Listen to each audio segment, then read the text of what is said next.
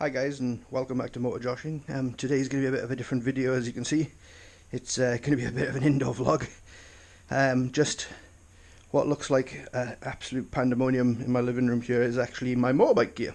So I thought I'd talk about the stuff I have amassed so far and put it all together, and we'll see if we can't show you through it. I'm going to do some specific reviews on certain things, certainly the helmets, the Krieger backpack, but you know, if you want reviews on other things or my opinions, or you've got questions around some of the other gear I've got, by all means let me know. I can always do a short video, even if it's just for yourself to see, and we'll kind of go from there. So I'll kind of start off with what I've got. Over this side I've got a pair of Kevlar jeans. These were only a cheap pair. They were 40 quid. This isn't leather Alpine Stars jacket, it's kind of a cafe racer style. It was actually a bargain. I got that second hand on eBay for 50 quid. Some tools and things that I carry on the bike, but I'll go into that certainly later. Earplugs, a kind of harness thing that goes around me so that my girlfriend can hold onto the handles. I think they're called pillion buddies, but that's very helpful. My Krieger R30 backpack, which is invaluable, and I'll be doing a review on that specifically just because it's awesome. My original RST textiles. These ones, I think they're one of the entry level ones, and I'll discuss that a little bit more in a minute. Then I've got RST, and these are shorty boots. These are the stunt boots. They've actually got a bit of a Cuban heel on them, so it's actually a lot easier to actually ride the bike with them. Again, kind of have those with my casual stuff, so it might just be with a leather jacket. Then my full boots, which is what I wear most of the time. Again, RST. I think they're Paragons, but it'll be one of those ones. Then I've got my 3 helmets of my evolution of helmets. I'll go into that a little bit more. This one is just a box helmet. It was cheap as shit. I got it in Asda. It was literally 30 quid. I got it 2 days before I picked up my first 125. I think I kept it for maybe 6 weeks and then bought the AGV. I'll be doing a review on that, so more to come with that one before eventually going to the Shark, which is at the back. Other gear I've got is my Kawasaki. They're actually officially Kawasaki gear that I actually bought at the same time as buying my motorbike. And I don't think I'm going to do a review on those.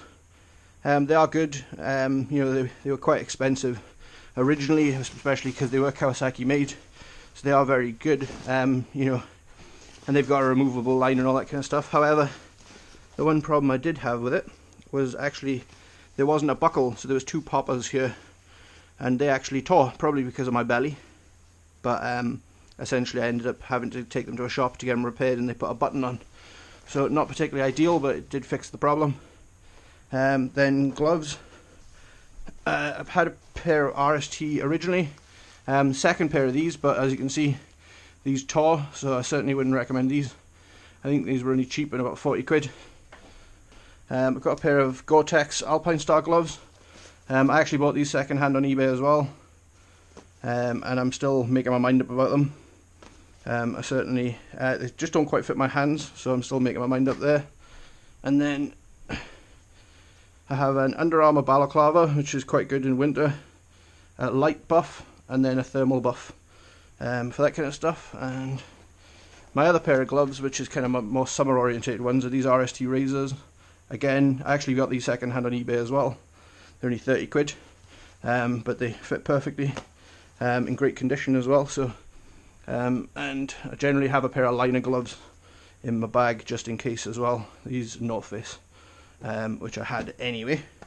But I just wanted to give you a quick overview of my gear. I've got a set of tool stuff, but I'm going to do a video on that shortly.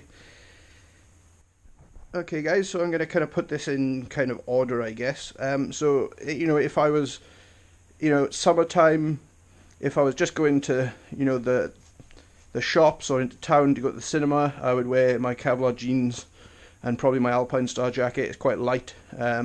Even though it is leather, it's not perforated, but it is quite a light jacket. To be honest, I probably would wear that jacket just on its own with jeans. I'd take the armour out, but I actually like that jacket in general, just the look, the kind of feel of it. Again, that one was only 50 quid on eBay.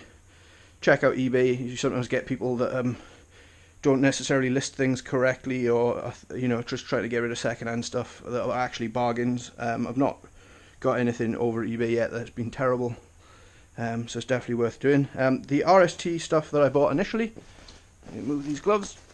This set, I actually bought it in kind of a hurry because I needed a set of textiles. Had I learnt, it does have an RST back protector, which I bought separate, but this doesn't have a removable lining, and that proved to be a problem when, it was fine over winter, but when summer starts rolling around, it was just too hot. So my mistake and my advice on that one would be, don't buy textiles without a removable liner.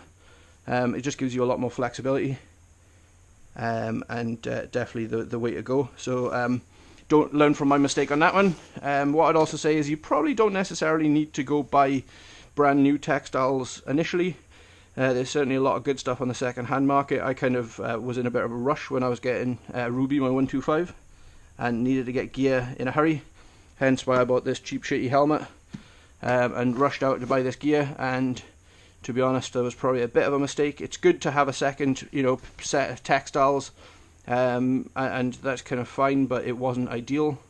The one thing I will say is, if you are buying textiles, or leathers for that matter, on the buckles, because I already had this problem with my other set of textiles, make sure you get something that's got this type of attachment. So if it's got a popper, that's fine. Just make sure it's actually got some sort of extra kind of strapping as well, because those like myself that have a fuller figure, you'll soon find that a popper doesn't do the trick, and you'll need a bit more extra support. So certainly on that one, that's kind of a must. But the gear itself is actually great. This one's quite dirty now, I need to give it a wash. But the gear is cozy, it's warm. I think if you did fall off, it would probably do a fairly good job of protecting you. It's just, unfortunately for me, I rushed out to buy that stuff, and wasn't for me. But the parts that I did get from it, that at the same time I got the full boots. These are probably looking a bit tatty now, to be honest, but I do wear them every day pretty much. And then I've got the booties, which again I would kind of wear with my Kevlar jeans. Just if the kind of casual stuff. I wanted something I could walk around town in as well if I needed to. And these actually have a little Cuban heel, a bit of a stunt. I think they're a stunt shoe, and certainly it actually helped me and my short little legs. You could probably flat foot with those. Again, these were a second-hand purchase on eBay. The guy had worn them for his CBT and never touched them again. As you can see, they're in pretty good condition, and I think they were only 40 quid. So I saved myself a bit of pennies on that. I think these boots were 70 or 80 quid. Again, no problems. They're fully waterproof. Not had a problem with those at all. So it's certainly something to bear in mind. You do have to invest in gear. And that's the one thing I would say for new bikers. If you're going to get that 125, that new bike, that's all good, but you have to put some money aside to make sure you're going to be safe. There's all too many people, squidding, and you really do have to dress for the slide and not the ride. And you just don't know, especially with the drivers we have here in the UK. You just have to be a bit more savvy, and make sure that you are protected. So that's a general kind of overview of this gear. The Kawasaki stuff I bought is great. I've actually got the inners removed, apart from this buckle issue that I had, and actually had a button fitted instead. They did quite a good job of repairing it, but not ideal. But the actual gear itself, and this has Nox armour inside on the knees, elbows and shoulders in the jacket. And I can't actually fault that this gear itself is actually great. Good cut, well made. Removable liner on this one, so that's certainly made life a lot easier in the summer. But because I run quite warm, even I'm thinking about trying to get some perforated or mesh summer stuff. Even in the UK, well, in northeast Scotland, even here, I'm getting too warm, so that's definitely a factor. Gloves, I don't think you can have too many pairs of gloves. You're definitely going to need a couple of pairs. If you only have one pair of gloves, they get wet. You're going to want an alternative or another pair that you can use. And obviously, certainly here, the weather changes so quickly, so I generally have another pair in my bag, which is my Krieger, just in case anyway. And it certainly helps from that perspective. So I hope that was a decent enough overview of the actual my gear, the textile stuff, and my boots. I've already covered the gloves earlier, and I'm going to do separate reviews for the helmets, and kind of how I got on with them, and go from there. Hopefully, this series, as it will be, I'll create a playlist for it, and hopefully it'll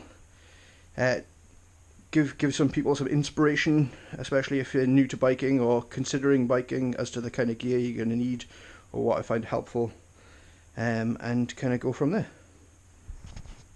Hope to have more videos of this coming out shortly, but just let me know if you have any questions in the comment section. I'll be able to get back to you as quickly as possible. Thanks.